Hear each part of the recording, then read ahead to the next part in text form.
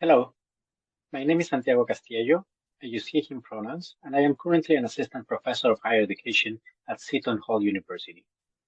I am really sorry that I'm not able to be in community in person with you all in Las Vegas.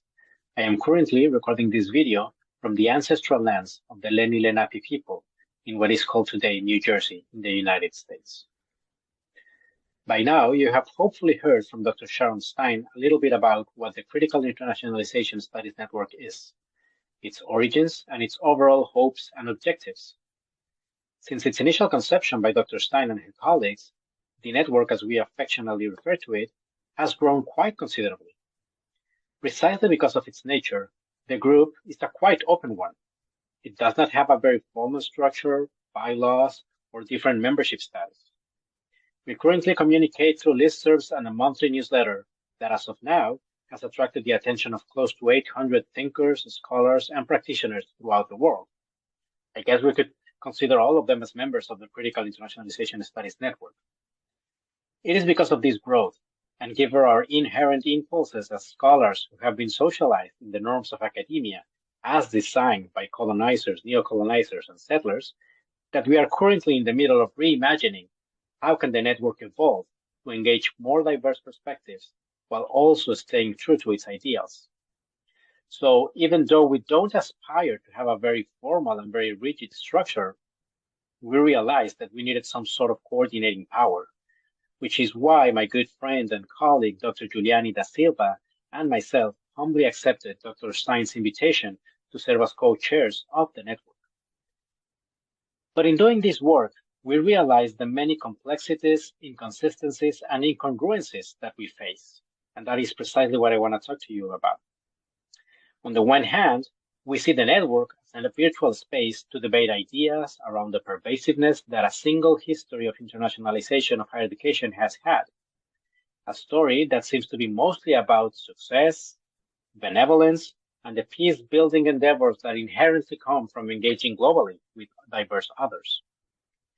In critiquing the fallacies and broken promises of internationalization, we acknowledge how we, as a group of individuals who share values and meaning systems, and who come together with a commitment toward critical agency and social justice, can have a positive effect in changing culture, narratives, and practices within our organization, or in this case, a field of studies. We collectively embrace what Judith Marquez-Quillama and her colleagues Jenny Lee and Gary Rhodes have identified as critical agency network. This notion that the formal and social networks can engage in collective action to pursue systemic change. But then on the other hand, we realize that the network itself lives, operates, and is somewhat structured following the same standards and practices of the hegemonic neoliberal academy. Borrowing from Audre Lorde, the conundrum here is then, can we dismantle the master's house, in this case, academia, the field of international higher education, using the master's tools? Similarly, and building upon Leslie Gonzalez and Heather Shotton's recent work, we envision and frame the Critical Internationalization Studies Network as a site for coalitional refusal of harmful institutional practices. We also see the network as a virtual space where we can collectively think, imagine, and design what Dr. Stein has defined as higher education otherwise, or, quoting her, other possibilities for higher education that were previously invisibilized and unintelligible, end of quote. But then again, who are we to say what constitutes an alternative without pushing our own biases? In using a tool like an academic society, or in this case, a network, to push out our idea of an alternative, we can easily fall into the trap of harmful promises from the past, such as, I'm quoting again Dr. Stein, aspiring to certainty and predictability, or claiming consciously or unconsciously epistemic and moral authority, highlighting our own human exceptionalism, presumed innocence, and entitlements to hope. Or in the words of Gonzalez and Shotton, a trap of fitting, quoting them, the academy's desire for quick fixes, fast work, and lack of appetite for deep learning and real accountability, end of quote. Still, from these complexities, uncertainties, and even uncomfortness, we emerge and remain optimistic.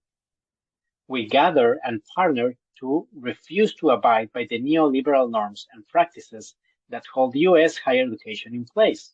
That was a quote from Shotton and Gonzalez. Instead of abiding by these imposed rules, we come together with open ears and open eyes, with a commitment to listening and learning from each other so we can challenge current epistemic hierarchies. Through this coalition, we seek to create a space to think and act translocally, to engage with and be in relationship with one another across borders, ontological borders such as geographical or political ones, but also epistemic borders. Therefore, in ending, I invite you all to join us in this journey. As Dr. Sharon Stein has said, a journey that will gesture towards higher education otherwise. Thank you very much. Hello, everybody. I am Jhuliane Silva, a teacher, educator, researcher, and as my dear friend Santiago just mentioned, the incoming co-chair of the Critical Internationalization Studies Network.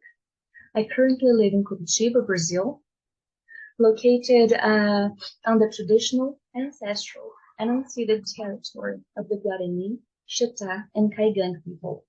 Today, I'd like to share with you the organization and scope of our general meetings, as well as to provide an overview of the Critical Internationalization Studies Masterclass, in order to consider how it has challenged the geobody politics of mainstream knowledge, production and transmission, and internationalization of higher education research.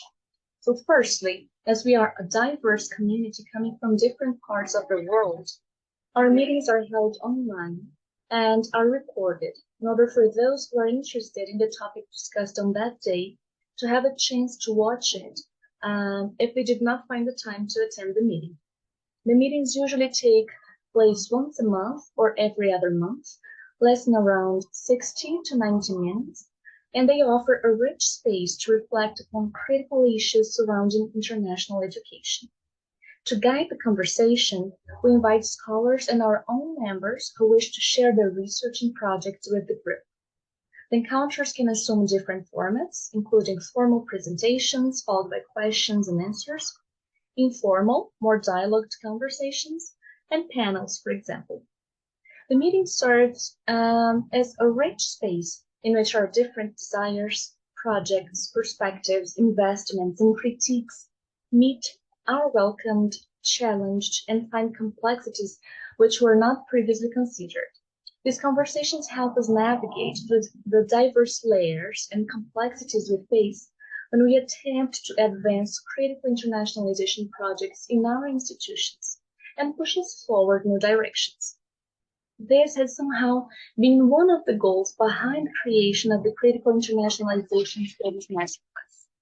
The Masterclass is part of a research project entitled Internationalization for an Uncertain Future, setting the agenda for critical internationalization studies, led by Dr. Sharon Stein and funded by the Spencer Foundation. This project was co-produced by Dr. Santiago Castiello Gutierrez and me, and it consists in the creation of an open access online library of video lectures from educators across the globe that address different dimensions of international education. So 2 sets of educational experts were invited to create these videos. The first set brings scholars from different geographical and onto-epistemological locus of enunciation. The second set sheds light to indigenous community educators from Brazil, yet to be released. So in their talks, the university educators draw from critical and decolonial perspectives in order to seek in their own ways to identify, interrogate, and ultimately to interrupt the ways that mainstream approaches to the study and practice of internationalization have contributed to the reproduction of systemic harm in education and beyond. So by bringing to the fore different bodies, knowledges, and cosmologies, by placing marginalized, indigenous, and decolonial perspectives in the beginning of the masterclass, as well as by considering international higher education in its complicity with modernity and coloniality, in systemic harm and its complexities, I understand that the masterclass has challenged the geobody politics of mainstream knowledge production as it was the goal. Most importantly, it has, in a humble and limited way for sure, invited us to reconsider what we understand as valid knowledge and legitimate ways of inhabiting academia. As it could not be any different, we remain suspicious of our own intentions, desires, and truths, once we know there are many complexities involved in transforming higher education. Because of this, I highlight some of the questions posed by the educators and ourselves, so as to deepen our conversations and investments to an education otherwise. So, who benefits with efforts to internationalize higher education? Who is included and who is excluded from these projects? Is it possible to generate internationalization projects that can embrace internationalization beyond the modern colonial university model that was birthed in the West and exported elsewhere? Can we transcend nation-state ontology in internationalization? How can we advocate for more equitable and ethical forms of internationalization, while knowing that our critiques will likely be co-opted by our institutions and that higher education itself continues to be subsidized by violent and unsustainable local and global colonial practices? How are scholars of internationalization, even those of us whose work is critical or decolonial, also complicit in ongoing systemic colonial violences? Can we challenge and change existing inequities of internationalization through intellectual critiques alone? And how can we challenge the reproduction of these violences in less self-righteous, more self-implicating ways? I finish saying that the site for a coalitional refusal of harmful institutional practices, the network, and the masterclass are spaces to nurture an ecology of knowledges and a different sense of community, one in which differences and contradictions are welcomed, and where a radical, accountable, and a plural sense of coexistence is sought. Thank you very much. Hello, I'm Dr. Gian Hernandez, and I'm talking to you from Amsterdam, the Netherlands, where I am a postdoctoral researcher at the University of Amsterdam. I'm giving the third and final video presentation of this panel, and I wanted to talk briefly today about the complexities, challenges, and importance of maintaining a graduate student group within the Critical Internationalization Studies Network. I personally began my relationship with the CISN after becoming familiar with the work of Dr. Sharon Stein, and then later during my PhD, with funding from the Swiss National Science Foundation, working with Dr. Stein as a visiting international research student at the University of British Columbia. So as you've heard, the CISN is a huge network of multiple people from various positionalities across the world, and the graduate student group is no different. As per the last count, there were 92 members active on our Discord server. So logistically, what we did was we met through the Discord server, which was an opportunity to see each other face to face, to chat, to offer feedback, to see how we were doing, and really check in both formally and informally. One of the practices that we did was we showed each other our research in a very low pressure environment with people who have similar perspectives on internationalization. This was one advantage of having this network. But I also wanted to highlight the importance of not only just sharing the research or presenting our work, but also offering each other the space to vent. I found that this was really important, and I heard time and time again that the space to chat with like-minded individuals was really invaluable. This was especially true for those of us who were somewhat undersupported in our local contexts. Early career researchers and students often have this notion of precarity, and we found that it was really helpful to be able to kind of lend each other this sort of support.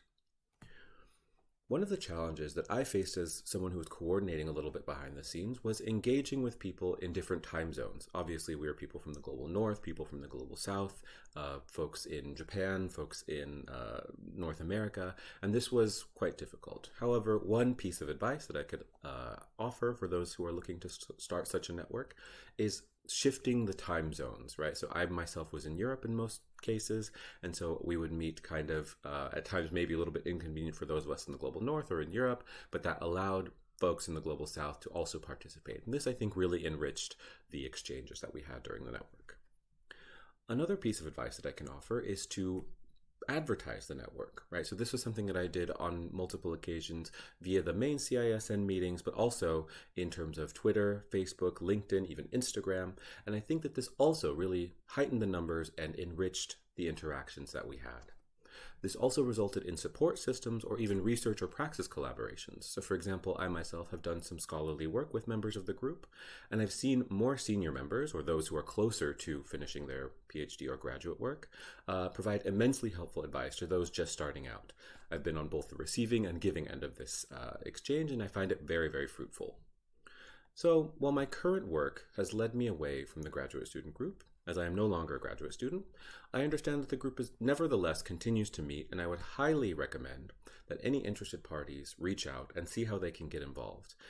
The group is constantly growing, and there's always a need for enthusiastic members. So with that being said, I would like to thank the Critical Internationalization Studies Network for inviting me to speak on this topic, and I wish those of you present and those of us virtually a pleasant rest of the panel.